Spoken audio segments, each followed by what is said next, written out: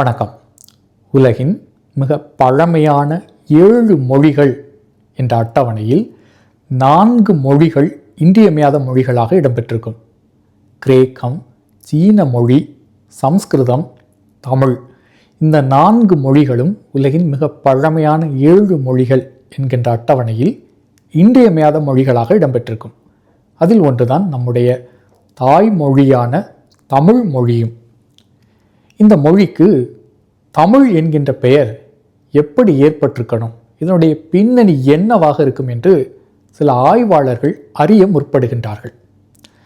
ஒரு அறிஞர் கூறுகின்றார், நாம் வாய் திறந்து மொழிவதினால் அதற்கு மொழி என்று பெயர்.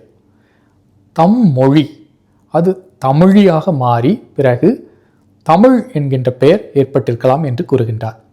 மற்றொரு அறிஞர் தமிழில் மெய்யெழுத்துக்கள் 18, அதனுடைய ஒலி அளவுக்கேற்ப அவற்றை நாம் 3ஆக வகைப்படுத்தியிருக்கின்றோம்.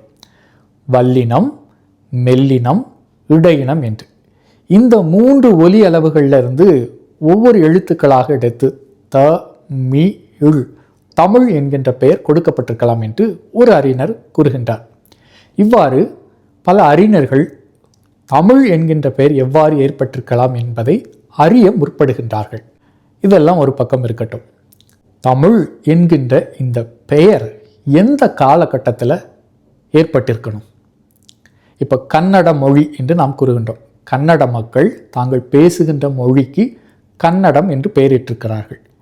இந்த பெயர் எந்த காலகட்டத்தில் பதிவு செய்யப்பட்டிருக்கிறது, எந்த காலகட்டத்தில் நமக்கு கிடைக்க பெறுகிறது அப்படின்னு பார்த்தீங்க அப்படின்னா, கன்னடர்களுடைய மிக பழமையான நூல் கவிராஜ மார்க்கம் என்கின்ற நூலில் தான் முதன்முறையாக கன்னடம் என்று அவர்கள் பேசக்கூடிய மொழிக்கான பெயர் பதிவு செய்யப்பட்டிருக்கிறது. அதாவது இன்றிலிருந்து ஒரு 1100 ஆண்டுகளுக்கு முன்பு தான் இந்த நூல் இயற்றப்பட்டது. அதே போன்று மராட்டி என்று நாம் கூறுகின்றோம். மராத்திய அறிஞர்களினுடைய கருத்துப்படி இந்த மொழிக்கான பெயர் பழங்காலத்தில் மகாராஷ்டிரி பிராகிருதி என்று வழங்கியதாகவும் அது மகாராஷ்டிரி ஆகி பிறகு மராட்டி என்று இன்று வழங்கப்படுவதாகவும் அவர்கள் கூறுகின்றார்கள். இந்த மராட்டி என்கின்ற நேரடி பெயரானது அவர்களுடைய பழமையான இலக்கியமான ஞானேஸ்வரியில் இடம்பெறுகிறது. இந்த நூல் எப்பொழுது இயற்றப்பட்டது அப்படின்னு பார்த்தீங்கன்னா, இன்றிலிருந்து ஒரு 700 ஆண்டுகளுக்கு முன்பு தான் இந்த நூல் இயற்றப்பட்டது. இதுதான் அவர்களுடைய மிக பழமையான நூல் ஞானேஸ்வரி. அப்படின்னா சமஸ்கிருதத்தில் எழுதப்பட்டிருக்கக்கூடிய பகவத்கீதைக்கு மராத்திய மொழியில் எழுதப்பட்ட ஒரு உரை நூல். அதுதான் மராத்தியர்களுடைய முதல் நூல். ஞானேஸ்வரி 700 ஆண்டுகளுக்கு முன்பு இயற்றப்பட்டது. அதில் தான் மராட்டி என்கின்ற பெயர் இடம்பெறுகிறது. ஆனால் மராத்தியர்களை பொறுத்தளவு அது உயர்ந்த நூல். அவர்கள் அந்த நூலை அவ்வளவு பெரிதாக போற்றி கொண்டாடுவார்கள்.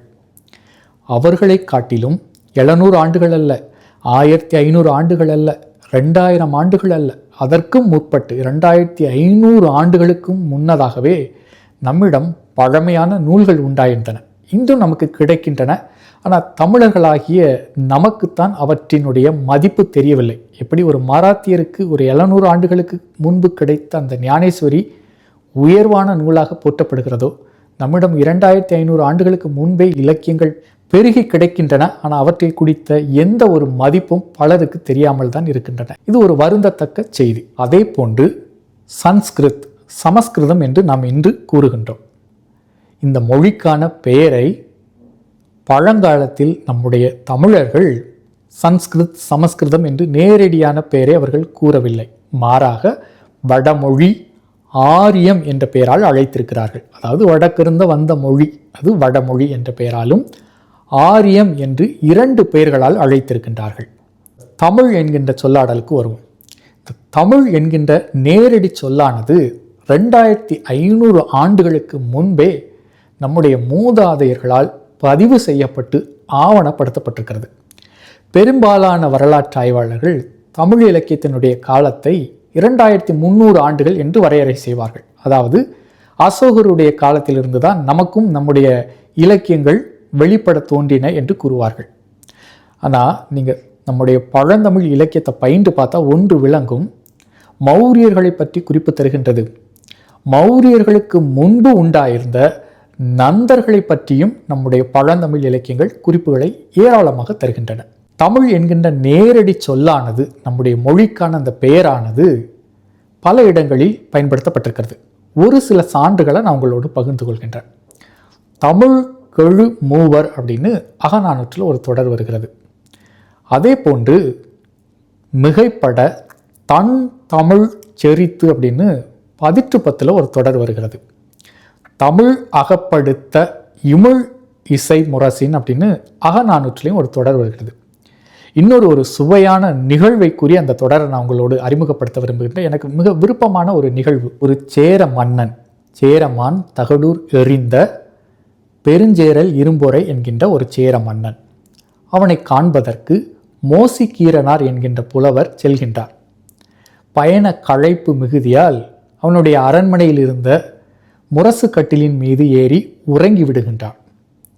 அக்காலத்தில் வெச்சி முரசு கட்டப்படுகின்ற அந்த முரசு கட்டிலில் பிறர் உறங்குவது என்பது பெருங்குற்றம். மன்னனுக்கு சினம் வெகுண்டால் அவரை கொன்று விடுவார். அந்த இடத்திற்கு சேரமான் வருகின்றார். இவர் நன்கு உறங்கி கொண்டிருக்கின்றார். இவருடைய உறக்கம் கலையக்கூடாது என்பதற்காக மேலும் அந்த மன்னன் அவருக்கு கவரி வீசுகின்றார், நன்கு உறங்கட்டும் என்று. அதாவது அக்காலத்தில் புலவருடைய புலமை மாண்புக்கு முன்பு இந்த வெற்றி முரசு என்பதெல்லாம் கீழ்தான் என்பதை இது காட்டுகிறது. பிறகு மோசிகீரனார் விழித்து கொள்கின்றார். இந்த ஒரு அரிய நிகழ்வை தன்னுடைய பாடலில் அவர் பதிவு செய்கின்றார். அதாவது, தன்னை அறியாமல் முரசு கட்டிலில் கிடந்து உறங்கிய என்னை உன்னுடைய வாளால் 2ஆக பிளக்காமல் செய்தது ஒன்றே நீ தமிழ் நன்கறிந்த சிறப்புக்கு சான்றாகும் என்று குறிப்பிடுகின்றார். இந்த இடத்துல தமிழை பாருங்க, ஒரு ஆழமாக நுட்பமாக கையாளுகின்றார். நல் தமிழ் முழுது அறிதல் என்று ஒரு தொடர் இடம்பெறும்.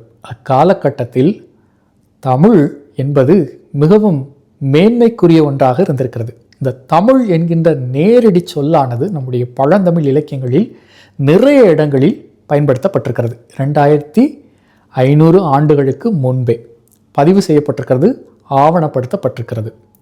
பிற்கால இலக்கியங்களில் நாம் எடுத்துக்கொண்டாலும் அதை காணக்கூடியதாகத்தான் இருக்கிறது. வடமொழியும் தென் தமிழும் அப்படின்னு தேவாரத்தில் கூட ஒரு சொல் இடம்பெறுகிறது. இந்த தமிழ் மொழியானது 13ஆம் நூற்றாண்டுகளுக்கு பிறகு பல்வேறு மாற்றங்களுக்கு உள்ளாக்கப்பட்டது. இன்று தமிழ்நாட்டில் ஒரு சிதைந்த தமிழ் தான் நம்மோடு இன்று இருக்கிறது. இருப்பினும் தமிழ் ஒரு இடத்துல உயிர்ப்போடு தான் இருக்கிறது. தமிழ்நாட்டை கடந்து இன்றும் கடல் கடந்து இலங்கை, சிங்கப்பூர் போன்ற நாடுகளில் அரசு அலுவல் மொழியாகவும் இருக்கிறது, அஃபிஷியல் லாங்குவேஜாகவும் இருக்கிறது. ஒரே இந்திய மொழி அப்படின்னு சொல்லலாம், அதுதான் நம்முடைய தமிழ் மொழி. இப்போ வட இந்தியாவில் பெருவாரியான மக்களால் இந்தி மொழி பேசப்படுகிறது. ஆனால் இந்தியாவை கடந்து அந்த இந்தி மொழியானது பிற நாடுகளில் அஃபிஷியல் லாங்குவேஜ், அரசு அலுவல் மொழியாக இருக்கிறதா அப்படின்னு கேட்டால் அது ஒரு கேள்விக்குறி. 13ஆம் நூற்றாண்டுகளுக்கு பிறகு தமிழ்நாட்டில் இருக்கக்கூடிய தமிழ் பல்வேறு நிலைகளில் சிதைக்கப்பட்ட போதிலும் இன்று வட இந்தியாவில் வட இந்திய அரசியல் கட்சிகள் இந்த மொழியை முற்றாக ஒழித்து விட வேண்டும்.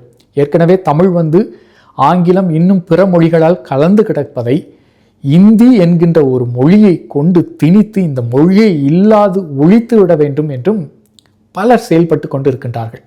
ஒரு 50 ஆண்டுக்குள்ள தமிழ்நாட்டில் எல்லோரும் இந்தி ஆங்கிலம் பேச தெரிந்தவர்களாக இருக்க வேண்டும் என்றும், தமிழ் ஏதாவது ஒரு மூலையில் ஏதோ ஒரு சிறு கூட்டத்தால் பேசப்படக்கூடிய மொழியாக மாற வேண்டும் என்றும் சில வட இந்திய கட்சிகளும் முனைப்புடன் செயல்பட்டு கொண்டிருப்பதை நாம் கண்கூடாக காண நேரிடுகிறது. 2500 ஆண்டுகளுக்கு முன்பே நம்முடைய மொழிக்கு தமிழ் என்று பெயர் வைக்கப்பட்டு அது பதிவும் செய்யப்பட்டிருக்கிறது. இந்த கருத்து உங்களுக்கு விருப்பமான கருத்து அப்படின்னா மற்றவர்களுக்கு பகிர்ந்து கொடுங்க. முதல் முறையாக என்னுடைய சேனலை பார்க்குறீங்கன்னா அப்படியே பிளேலிஸ்ட்டுக்கு போங்க. நிறைய தலைப்பின் கீழ் நான் நிறைய காணொளிகளை வெளியிட்டிருக்கிறேன். அவற்றை கண்டு பயன்படையுமாறு அன்போடு கேட்டுக்கொள்கின்றேன். மீண்டும் சந்திப்போம். நன்றி.